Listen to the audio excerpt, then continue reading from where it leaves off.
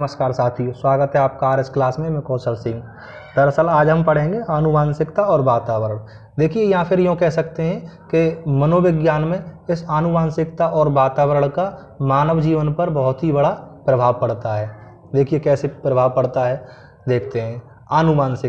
आनुवांशिकता है पैदा हुआ बालक में अपने पूर्वजों के मानसिक व शारीरिक गुण होते हैं।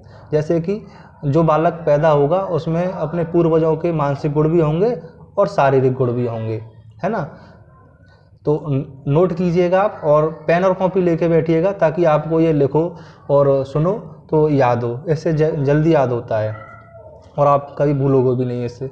देखिए नोट में लिखिएगा, बालक के जन्म के बाद जो भी उसके सभी, देखो ये गुण हैं, गुण जो भी उसके गुणों में परिवर्तन आता है वह वातावरण के कारण आता है। किसके कारण आता है?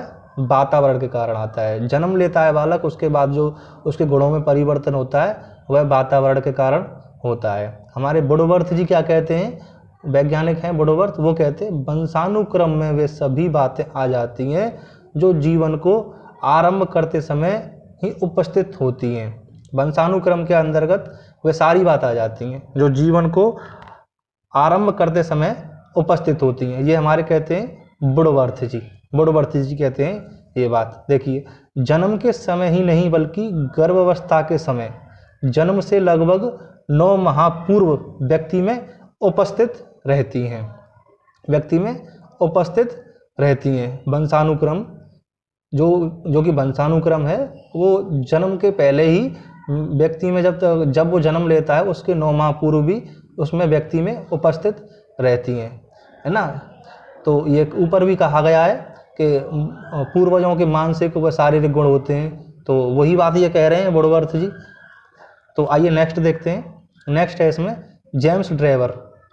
देखिए जेम्स ड्रेवर जी क्या कहते हैं, ये कहते हैं माता पिता की शारीरिक व मानसिक हस्तांतरण होना वंशानुक्रम कहलाता है ना।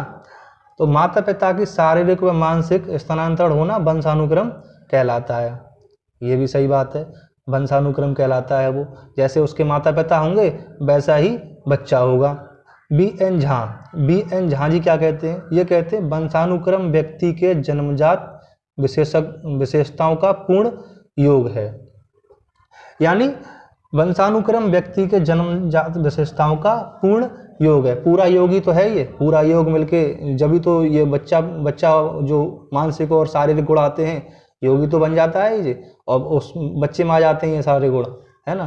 तो नेक्स्ट है इसका आनुवांशिकता के नियम। देखिए नियम क्या कहते हैं, नियम है इसके, देखिए नियम क्या कहते हैं इसके। तो पहला नियम है इसका समानता का नियम। कैसा है? समानता का नियम। तो ये नियम कहता है जो बच्चे के माता पिता से गुण हों वही बच्चे में पाए जाते हैं। समानता यानी जो बच्चे के माता पिता में गुण होते हैं वही बच्चे में पाए जाते हैं। समानता का नियम कहता है ये, जैसे कि उसके माता पिता होंगे वही फिर बच्चे में गुण आ जाएंगे, समानता का नियम। सेकंड है आपका विभिन्नता का नियम। विभिन्नता का नियम कहता है आपका माता पिता में कुछ भिन्न संतान विभिन्नता का नियम है। जैसे कि एक ही माता पिता की 2 संतानें अलग अलग होती हैं, अलग अलग यानी उनके चेहरे अलग होते हैं, एक जैसी शक्ल के नहीं होते हैं, तो ये भिन्नता का नियम हो गया। तीसरा है प्रत्यागमन का सिद्धांत। देखिए प्रत्यागमन का सिद्धांत क्या कहता है, ये कहता है माता पिता के ठीक विपरीत संतान हो। प्रत्यागमन का नियम ये कहता है माता पिता के ठीक विपरीत संतान हो, यानी माता पिता होशियार हैं या फिर कैसे भी हैं तो उनके ठीक विपरीत हो, उल्टा हो संतान हो, तो प्रत्यागमन का नियम ये कहता है आपका।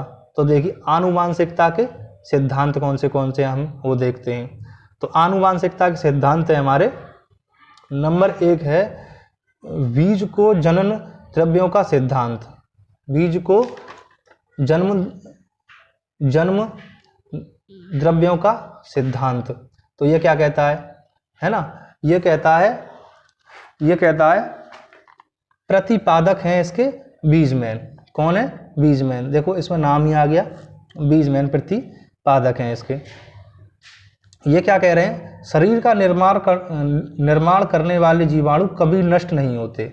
ये कहते हैं जो शरीर का निर्माण करते हैं वो जीवाणु कभी नष्ट नहीं होते, बल्कि पीढ़ी दर पीढ़ी स्थानांतरण होते रहते हैं।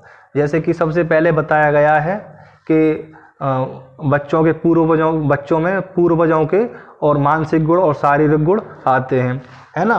तो ये शरीर का निर्माण करने वाले जीवाणु, यानी जो शरीर का निर्माण करते हैं वो जीवाणु कभी नष्ट नहीं होते, स्थानांतरण पीढ़ी दर पीढ़ी चलते रहते हैं वो। ठीक। नंबर दूसरा है अपार्जित गुणों का असंचरण का सिद्धांत। ये क्या कहता है, इसके प्रतिपादक विचमैन है। कौन है, विचमैन। तो ये क्या कहता है, ये कहता है आपका माता पिता के गुणों का स्थानांतरण बच्चे के गुणों में नहीं, है ना। ये कहता है माता पिता के गुणों का स्थानांतरण बच्चे में नहीं होता, बल्कि उनके जो खाली माता पिता के गुणों का ही स्थानांतरण बच्चे में नहीं होता, बल्कि उनके पूर्वजों के गुणों का भी स्थानांतरण बच्चे में होता है। इनका कहने का मतलब ये है, उनके पूर्वजों के गुण भी बच्चे में आते हैं। तो देखिए नेक्स्ट है आपका, नेक्स्ट क्या कहता है, नेक्स्ट कहता है आपका अर्जित गुणों का संचरण सिद्धांत। अर्जित गुणों का संचरित सिद्धांत। इसके प्रतिपादक थे लेमार्क। कौन थे इसके, लेमार्क। ये क्या कहता है, देखिए लेमार्क ये क्या कहता है, अर्जित गुण क्रिया एक पीढ़ी से दूसरी पीढ़ी में चलते रहते हैं। सही है, एक पीढ़ी से दूसरी पीढ़ी में चलते रहते हैं, चलते ही तो रहते हैं। देखो मानसिक और शारीरिक गुण, मानसिक गुण ये जैसा कि पूर्वज में होते हैं वैसे ही बच्चे में होते हैं, तो ये पीढ़ी दर पीढ़ी चलते रहते हैं, ये भी ठीक है। अच्छा, हमारा चौथा सिद्धांत क्या कहता है, ये कहता है बीज सांख्यिकी का सिद्धांत। ये बीज सांख्यिकी का सिद्धांत ये है हमारा, बालक में गुणों का हस्तांतरण माता पिता से नहीं बल्कि पूर्वजों से भी होता है। ये फिर वही बात कह रहा है, पूर्वजों से ही होता है, खाली माता पिता पर डिपेंड नहीं करता उनका हस्तांतरण, बल्कि उनके पूर्वजों पर भी डिपेंड करता है। देखिए वातावरण को देखते हैं, वातावरण क्या कहता है।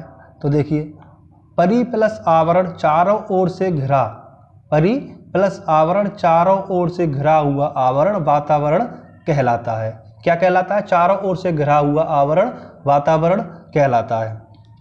देखिए आगे क्या कहता है, व्यक्ति के व्यक्तित्व को प्रभावित करने वाले प्रमुख कारण वातावरण कहलाता है। यानी व्यक्ति के जो व्यक्तित्व को प्रभावित करता है उसका प्रमुख कारण क्या है, वातावरण है।